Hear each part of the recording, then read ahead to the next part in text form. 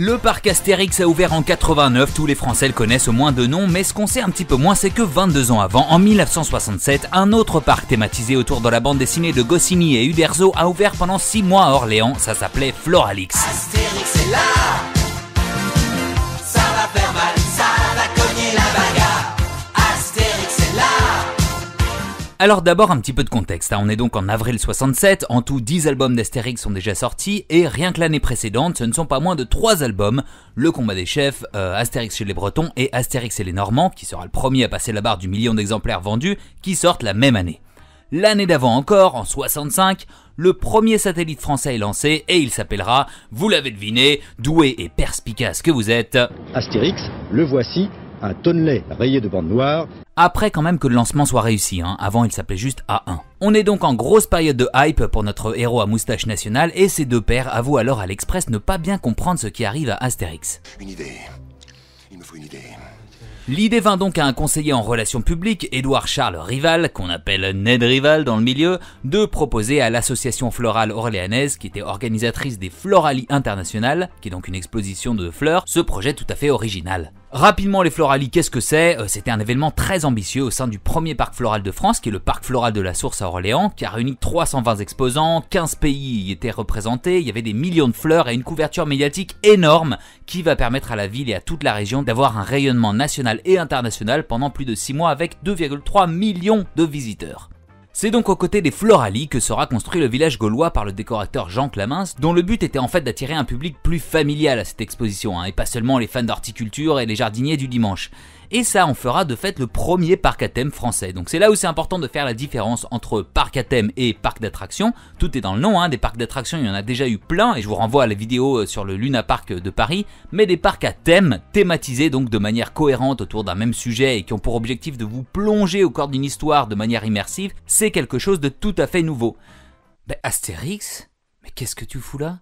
Alors comme je le disais, gros tapage médiatique au moment du lancement de Floralix, inauguré le 25 avril 1967 en présence d'Edgar Faure qui était ministre de l'Agriculture, une station de radio est même créée sur place, Radio Floralix, pour en faire la promotion à la source. Alors qu'est-ce qu'on y trouve dans ce parc ? Eh bien une reconstitution du village gaulois vraiment impressionnante en termes de détails, on y retrouve évidemment la hutte d'assurance Tourix, des sangliers, Panoramix déchiré à la cervoise, mais je vais laisser monsieur Autran qui était commissaire général à l'organisation vous faire un petit tour du propriétaire puisqu'il en parlait à la radio à l'époque juste avant l'ouverture. Alors on se moque pas mais il a un petit tic de langage que je vous laisse deviner.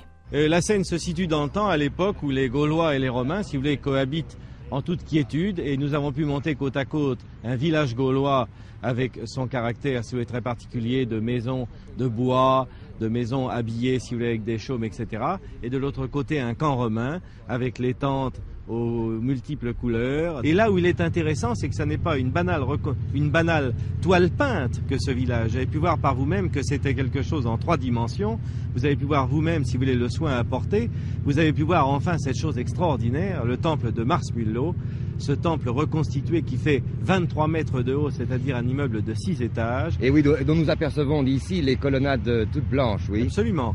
Absolument, et si vous voulez, ce temple a été sponsorisé entre autres par Paris Match, et c'est aussi le cas de beaucoup de huttes du village qui sont louées à des boutiques ou des marques qui n'ont pas grand chose à voir avec l'horticulture. Et bien qu'il y ait eu plein d'animations qu'on va voir tout de suite après, ça reste une zone vraiment commerciale. Serge Vassal, dans son bilan géographique, écrira d'ailleurs que dans son enceinte triangulaire, le village gaulois reconstitué de Floralix était le clou publicitaire face à un camp romain moins évocateur. Et c'est vrai qu'on peut voir notamment, Télé 7 jours, Salut les copains, des assurances vie, la Caisse nationale d'épargne, Mazdalix, Reine de la Lumière, qui est donc une boutique de luminaires, Schneider, Antar, une marque d'huile industrielle tant qu'on y est, et même un tabac, parce qu'on n'est pas des monstres. Donc même s'il n'y a pas d'attraction à proprement parler, ne vous inquiétez pas, c'est quand même festival tous les jours, fête gauloise de la moisson, où on pouvait gagner notamment le marcassin né au Floralies, oui monsieur, tout à fait, vous pouviez gagner un vrai sanglier. Mais aussi concerts, spectacles en tout genre, concours de pêche à la main en piscine, bon d'accord. Le cuisinier Michel Olivier vient aussi apprendre aux enfants à faire des pizzas en forme d'Obélix, parce que pourquoi pas. Et aujourd'hui, on va faire une pizza Obélix, avec la forme d'Obélix, et il va y avoir des parfums différents partout pour faire les couleurs. Vous savez, tout le monde n'aime pas l'huile d'olive, et en général, dans la pizza, il y en a un petit peu. Alors, t'aimes pas ça ? Bon, c'est parfait. toi non plus, alors... Non mais c'est quoi ces sales gosses qui aiment pas l'huile d'olive sans déconner? Bon, je vous laisse juge du résultat visuel, mais je suis sûr que c'était très bon. Stéphane Sanson, dont le père était commissaire à la publicité au Floralie, racontait récemment sur France Bleu le souvenir qu'il en avait. Il avait à l'époque 8 ans.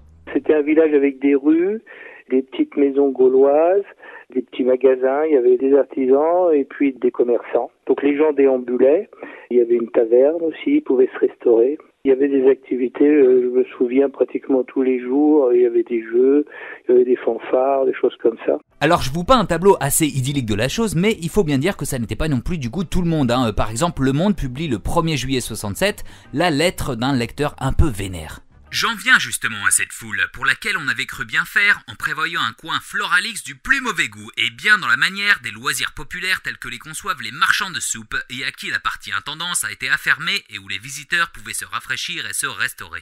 Au bout de 6 mois, l'aventure Floralix prend fin avec l'arrêt des Floralies, mais pas forcément sur une note très positive. Si le succès populaire a été au rendez-vous, les finances ne suivent pas du tout, et 2 ans plus tard, en 1969, ça sent un peu les règlements de compte au conseil municipal. Le créateur de Floralix, Monsieur Rival, a imposé son projet. On lui a fait confiance aveuglément, sans aucun doute. Trop grand optimisme à l'égard de Floralix. Les dépenses se sont élevées à plus de 4 550 000 francs et les recettes n'ont atteint que 1 420 000 francs, soit un déficit de plus de 3 millions de francs. Voilà donc un succès critique dans l'ensemble, avec beaucoup de nouveautés qui poseront les bases de ce que seront les parcs à thème en France, mais un échec commercial qui ne permettra pas à l'expérience d'être renouvelée. Mais je vais vous laisser sur une note optimiste et ces jolis mots de l'historienne orléanaise Anne-Marie Royer-Pantin qui elle aussi s'exprimait sur France Bleu à propos de Floralix.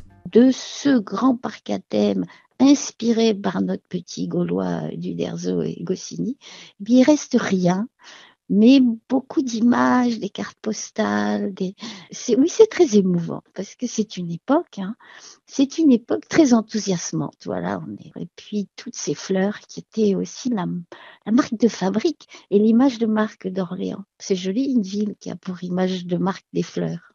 Merci à vous d'avoir regardé ce nouvel épisode de Parchéologie. Je tiens à remercier tout particulièrement les archives de la ville d'Orléans et la mairie qui m'ont aidé à trouver de précieuses ressources pour ce sujet. Donc merci encore à vous. Je vous dis à la prochaine. La grosse bise!